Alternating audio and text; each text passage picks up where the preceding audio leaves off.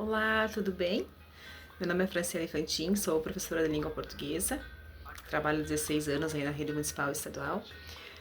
Tive vontade de ter o meu canal do YouTube para que eu possa estar passando a vocês aí algumas das minhas paixões, né? Uma delas é a literatura, né?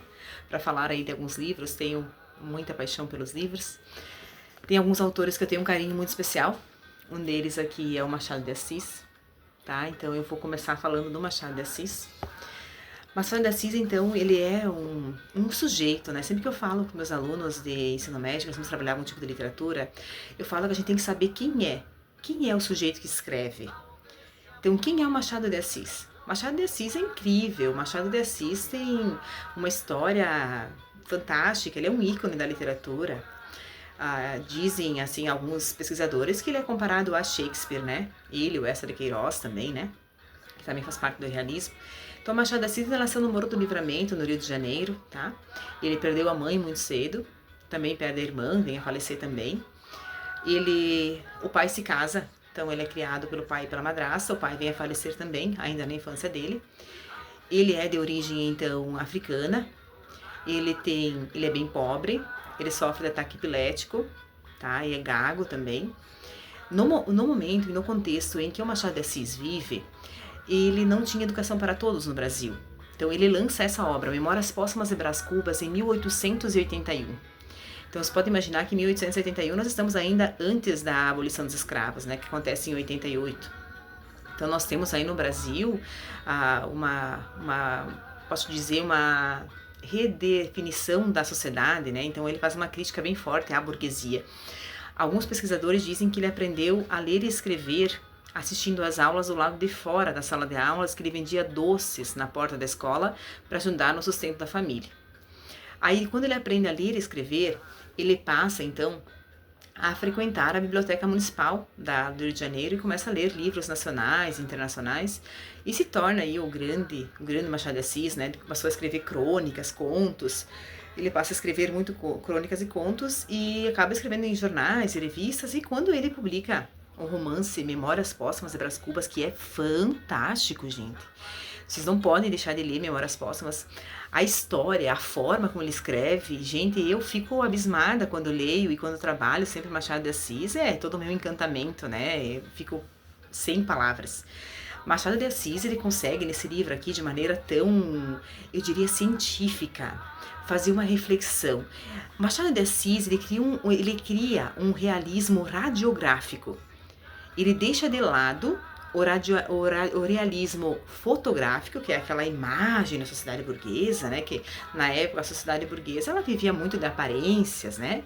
E ele traz aí o Brás Cubas, que nada mais é do que um burguês aí que vive no seu contexto, né, social, cultural, e ele vem como um autor defunto, um defunto autor, que vem falar da sua vida, então, aí no decorrer da sua trajetória, e ele vai fazer uma análise crítica sobre ele. Quem era o Brás Cubas? O próprio Brás Cubas, o narrador personagem, né? Ele é um burguês, retrata, então ele começa com o finalzinho da história, quando os vermes estão comendo as suas carnes, né? Então ele vai retratar aqui em vida quem que era ele, como que ele vivia, quem era o Brás Cubas, né? O Brás Cubas, ele foi um burguês que teve uma vida política bem, assim, tinha bastante influência, mas nunca fez nada notável dentro da política. Por embora seja um político, ele não tinha nada notável dentro da política, né?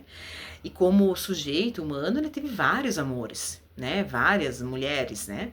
Uma delas, inclusive, se apaixona por ele, que é uma das que aparece no final aqui no seu velório. E só ele não fica com ela porque ela é na verdade ela é manca, né? E por ela ter esse problema físico, ele acha que vai passar vergonha, né? E ele se apaixona. Na sua juventude, o Brás Cubas se apaixona. E ao se apaixonar, ele também, a mulher pela qual ele se envolve, também se apaixona por ele. Só que aí é tão interessante o que acontece, que ela acaba se casando com outro. Porque ela acha que o outro é mais influente, vai oferecer mais dinheiro, mais ascensão social e tal. E ela acaba se casando com o outro.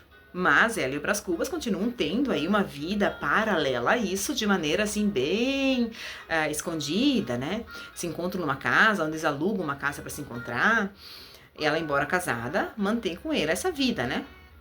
Aí quando que o marido descobre numa tarde, né? Ela estava lá, tinha até empregada que sabia também da situação. É tão engraçado como se resolve a situação, porque os dois se sentam na sala, o marido traído, o Brás Cubas se sentam e a empregada serve um chá. Serve um chá, um café lá pra eles e eles ficam lá conversando e é legal que o narrador vai dizendo, eu sinto a cólera, né? Eu sinto a cólera do marido, né? O próprio Brás Cubas vai dizendo que ele sente a cólera, né? E aquela conversa travada, meio que forçada, assim, ela termina e o Brás Cubas vai embora e a partir daquele dia ele nunca mais procura a mulher, né? Então, enfim, a personagem ali da história. O que o Machado de Assis quer dizer com isso? Uma sociedade burguesa que vivia na época, em 1881, de maneira de aparência, que não expunha, né? Por isso é um realismo radiográfico. O Machado de Assis, ele vai para dentro, né? Ele entra ali dentro do contexto social, cultural, ele entra nas famílias, ele faz uma reflexão sobre quem é essa sociedade burguesa. Tá, vocês vão me dizer, prof, mas por que o Machado de Assis vai criticar a burguesia? Gente, o Machado de Assis não era um burguês. O Machado de Assis, ele tinha tudo para criticar a burguesia, né? Ele não tinha direito à educação, enfim, toda aquela história que eu contei para vocês no início. Então, o Machado de Assis, ele faz uma crítica ferrenha à sociedade da época e diz que é necessário redescobrir e reinventar isso tudo. Se vocês se aterem um pouquinho ao fato histórico, vocês vão lembrar que nós tínhamos o romantismo antes do realismo, e o romantismo ele encerra justamente ali com uma questão bem importante, que é a obra de Castro Alves, O Navio Negreiro de Castro Alves. Castro Alves já vinha com uma certa questão social e ele meio que dá um pontapé também para o realismo. Então vem o Machado de Assis e culmina com o estudo e vem a dizer para nós, realmente vivemos na sociedade brasileira em 1881 muitas coisas que precisam ser denunciadas, né? Então ele faz uma reflexão, um realismo então radiográfico, como se ele fizesse uma radiografia da sociedade brasileira de 1881. Então é isso, ficamos aqui por hoje. Então aqui como primeira reflexão eu trago Memórias Póstumas, então de Brás Cubas. Leia, não deixe de ler, é um livro fantástico. Tu tem que entender então como ele acontece, tá? Ele é fantástico, a história da sociedade brasileira, a história, enfim, do sujeito, do ser humano, a reflexão, enfim, que Memórias Póstumas quer dizer, você já tá no final da sua vida, então agora você vai contar toda a sua história sem fazer todo aquele apanhado.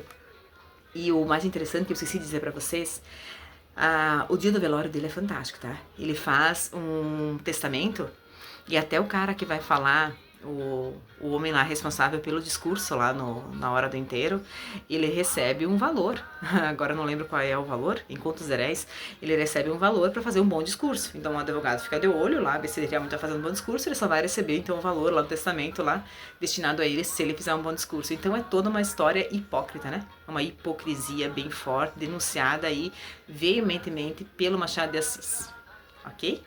Aqui de pano de fundo eu tenho as músicas do Miro Saldanha, que, enfim, gosto muito, tenho muito carinho. E pelo que aconteceu agora no Rio Grande do Sul, eu moro aqui em Santa Catarina, Concórdia, Santa Catarina. Eu gosto de ouvir muito as músicas do Miro Saldanha, que me fazem aí refletir um pouquinho sobre quem nós somos, né?